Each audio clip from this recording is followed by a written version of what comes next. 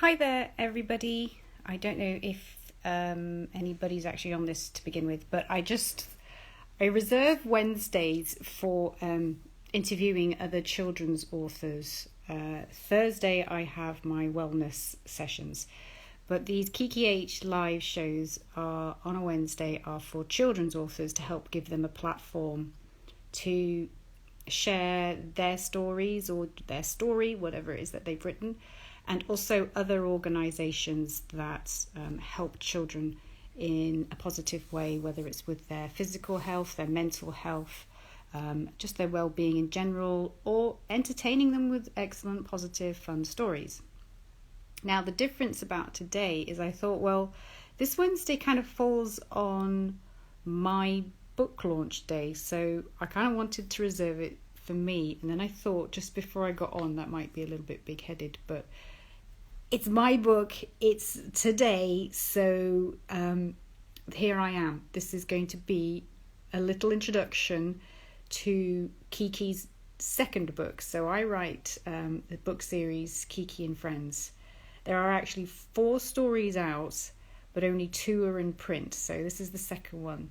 You can hear all 4 stories over at my private Facebook page for it's called it's Kiki and Friends HQ, but there's a little community there, private one, where I've done all the readings of all the stories and I've recorded them, so you can go over there if you want to, just listen to the different stories. You sit there with your children and listen to them. They're all narrated with accompanying images in the background, or on the screen rather. So today, however, I have launched the second book in the Kiki and Friends series, which is called The Circus is Coming to Town. Now, I did originally link up with, I tried one big elephant charity and then 2 others after that, because the whole point of the book is to raise awareness amongst children about animal cruelty. And I chose the circus because it's a fun story. It's a fun setting for children to interact with the characters in the story. It gives plenty of scope for things to happen, to go wrong, for fun and frolics and fiddle-de-dees. But also there are animals there, so that's why I specifically chose the circus. And there are some horrific stories about what actually happens to the elephants and the lions and so forth. Not in the UK or the USA, because there are and certain other countries, don't get me wrong, I'm not excluding others, because certain rules and laws have been put into place, but it still continues in other countries. So I thought it would be a gentle way of introducing the children to the idea of animal cruelty, because in the story I don't show any of the horrors, but I do have little mice who go into, this is a spoiler alert by the way, so leave the room if you don't want to know. I do have little mice who there's a miniature circus within the big circus, because the characters in the Kiki book are all cats. So within the human circus there's also like a little mini circus going on, run by cats.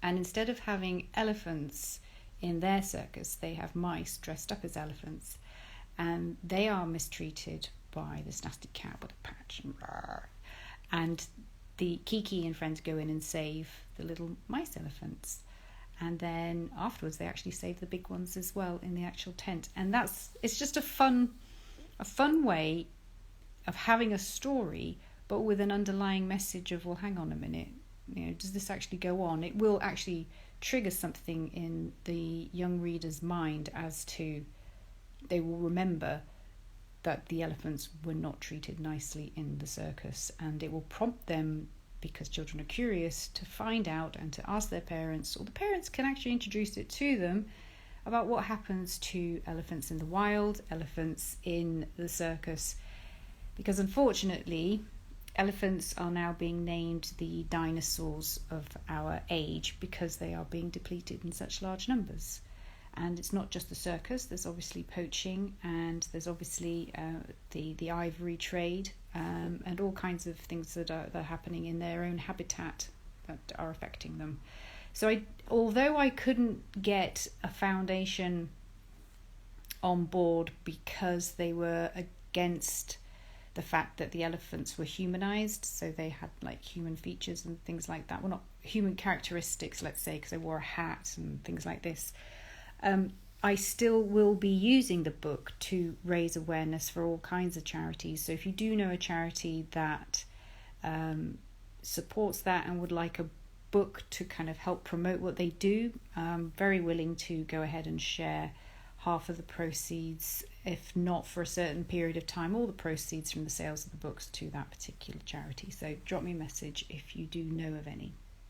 So back to the book though, the other side of the story is obviously there's Kiki, Banjo, Piero, there's Winston and Churchill, there's Tiny and Titch, and they all go off to the circus, and they are followed by the Farmies, who are their arch enemies, and they're like these scowly, horrible, skanky cats from Merck Farm, and they're just no good. And the Farmies are made up of Picasso, Miro, Percy Bysshe, Shelley, and the Rat Pack, led by Cézanne. So I've named all the characters things that are either related to art or history, just to put the names, embed the names into the children's minds, a bit like Donatello and Raphael from the Ninja Mutant Turtles, if you recall those.